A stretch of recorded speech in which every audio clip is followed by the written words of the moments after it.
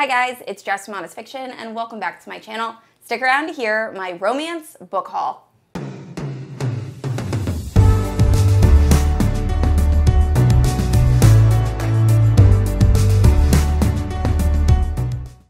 Alright guys, so I'm doing this book haul in honor of Valentine's Day. I've realized over the past few months I've ended up purchasing a lot of different types of romance. So this book haul includes fantasy romance, dark taboo romance, there are some really spicy books in here, and then also like feel-good contemporary romance. Now, I hope you guys enjoy. If you are new to my channel, I post new videos every Thursday and Sunday. If you haven't yet, please like and subscribe. You can also hit that notification bell to be notified whenever I post new bookish content. You can also check out my Instagram and Goodreads, both linked down in the description below. With all that out of the way, let's talk about these romance books.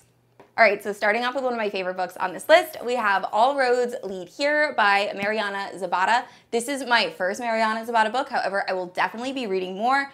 I adored this book. It was so good. So it is following Aurora, who after going through a breakup of someone she was dating for 15 plus years, she ends up moving back to her hometown. We find out that her mother died during a hiking accident and she's still kind of coping with that and decides that she's gonna go on all these different hikes that her mother wrote about.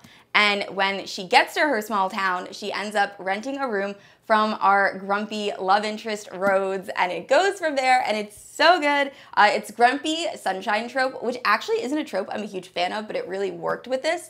I will say, this is the slowest slow burn I've ever read. It takes more than 40%, 50% of the book before our main characters actually start to interact. But once they do, it is so, so good. So I highly recommend giving this book a shot. Like I said, it takes a while to get into, but once you do, it's absolutely amazing. So I really, really enjoyed this and highly recommend it. Next up, we have From Lukov with Love. This is also by Mariana Zapata. I do not know too much about this. I know it follows a woman who is a figure skater, and I believe she becomes injured, and then we meet the love interest. This is also very long for a romance. I think Mariana Zapata just really writes long books. I'm totally okay with that because if I fall in love with these characters like I did Aurora and Rhodes, it's gonna be amazing. But yes, I have not read this yet. I will probably be reading this in March and I just cannot wait. All right, the next few books I'm going to talk about are all dark romance, so just make sure you check trigger warnings before jumping into them. This first book I actually talk about in my spiciest books I've ever read video that is coming out on Thursday. Oh my word, I was not prepared for this book. So it is Games We Play, and it is by Dana Isolé, and it is part of a novella series, and I had no idea what to expect jumping into it. So it is following a gamer who, it's this guy who has become very famous because he has a very like sexual voice and he's very good at streaming. So one day this girl comes, or this woman comes to interview him, and they end up spending the entire night together, and it's their story. And I was just completely like enthralled with this book. It is so short, but somehow there's a decent amount of character development with going along with the erotic scenes, and it was a really fun time. So like I said, definitely check trigger warnings, and I highly recommend this, and I cannot wait to jump into the rest of the series. All right, so this next book is part of the Never After series by Emily McIntire, but I believe you can read it as a standalone, and that is Scarred. So if you watched my January wrap-up, I'll leave it in the cards in the description. I was obsessed with Hooked. Oh my gosh, it's a Peter Pan retelling, but we're following Hook, and he is trying to woo Wendy, and it is just so, so good. It was one of my favorite reads of January. So this is the second book in that series. I believe this is following like Scar from The Lion King. So I'm assuming it's gonna be kind of like a Hamlet retelling, but we're following like the bad brother. I'm very excited. I know it's gonna be good. If it's half as good as Hooked, it's gonna be amazing. So I cannot wait to jump into this. This will definitely be read in February. So I'll talk about it in my February wrap up. And next up is a romance that I have been seeing all over BookTok, and I finally caved and bought a copy, and that is Promises and Pomegranates, and this is by S.R. Miller. It's a Hades and Persephone retelling. It's gonna be amazing. I think I've absolutely loved every single Hades and Persephone retelling I've read, and apparently this is very dark, very spicy, and I think it's actually the first in a series, so I love that. I love when you can really dive and get immersed into a world when there's more than just one book. I've been having trouble with standalones recently, but yeah, if you've read this, let me know in the comments if you liked it or not. I am so excited to jump into this. All right, unfortunately, the next two books I do not have physically, only because I ordered them from Amazon and they ended up getting delayed by like 3 days, which never happens to me, so I'm kind of bummed about it.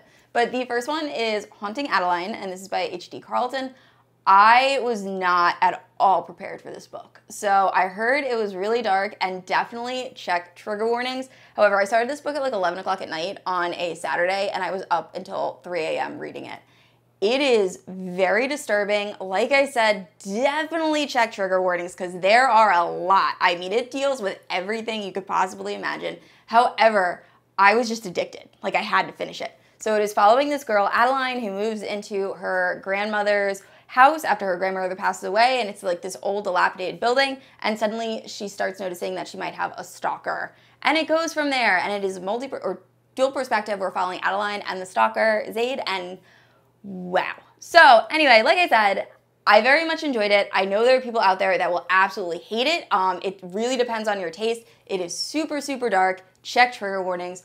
But I was blown away. So I also read Hunting Adeline. I'll talk about that in my spicy books that's coming out on Thursday. But oh my goodness, definitely check it out. Highly recommend.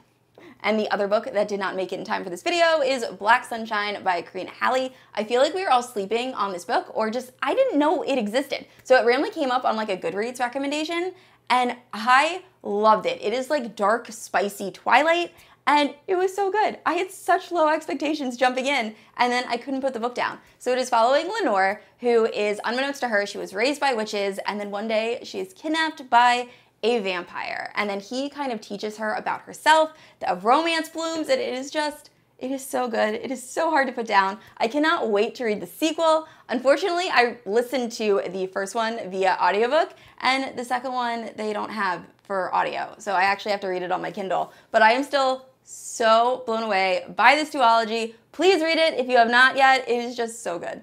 Next up is Electric Idols, and this is by Katee Robert. So I had really high hopes for this. Unfortunately, I didn't like it quite as much as Neon Gods, although it was still a very enjoyable read. This is following Psyche and Eros. So Eros is the son of Aphrodite and is kind of like Aphrodite's hitman, and then Psyche ends up being one of Eros's targets. So they end up having a marriage of convenience to protect Psyche, and they form a relationship.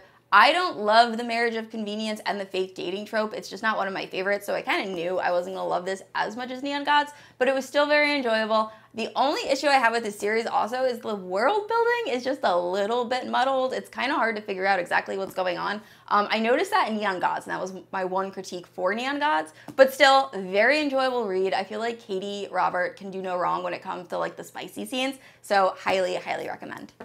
Moving on to contemporary romance. So I've already talked about this book in another video, but we have Waking Olivia, and this is by Elizabeth O'Rourke. So this is following Olivia, who has had a very troubled past and ends up having this disorder where she runs in her sleep, which doesn't sound like a big deal. However, she is running miles, and this is really affecting her because she is going to college for track. She has a track scholarship, and when you're up all night running, then you can't really perform very well when you actually have to compete in a meet. She also will run, wake up, and have no idea where she is, so she just has a very difficult life.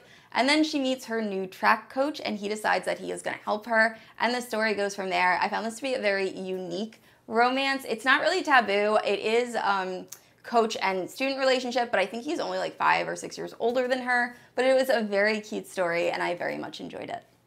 All right, the next 3 books are all from my new favorite auto-buy romance author. So with the exception of one book, I've absolutely adored every other book I've read by this author, and that is Colleen Hoover. I finally got around to reading November 9th. A lot of you told me on Instagram that it is your favorite Colleen Hoover book. I understand why. It was so good. So this is following Fallon and Ben. So when they are 18 years old, they meet at a restaurant and they hit it off. There's a little bit of a fake dating trope, but they realize that they both have different lives they want to leave, and Fallon is about to move all the way to New York from LA. So they make a plan that they are going to meet each other every single year on November 9th and not have any communication in between. So it's just following them on November 9th for 5 years.